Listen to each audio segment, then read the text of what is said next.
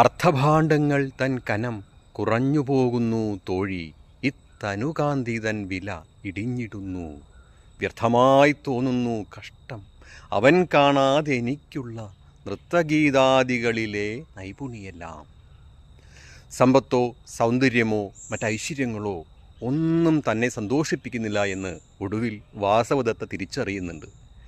ഉപഗുപ്തനെ കാത്ത് കാത്ത് ഒടുവിൽ അവൻ വരുന്നില്ല, വരില്ല എന്ന വിഷാദത്തിൽ സംഭ്രമിച്ചിരിക്കുമ്പോൾ എല്ലാം വ്യർത്ഥമായല്ലോ എന്ന് അവൾക്ക് മനസ്സിലാകുന്നുണ്ട്.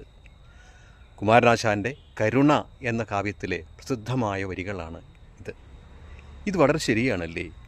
മനുഷ്യജീവിതം എപ്പോഴും ആസ്വാദ്യമാകുന്നത്, അർത്ഥപൂർണമാകുന്നത്, ആനന്ദപ്രദമാകുന്നത് അത് അനുഭവിക്കാൻ ഒപ്പം നമുക്കേറെ പ്രിയപ്പെട്ടവരുള്ളപ്പോഴാണ്.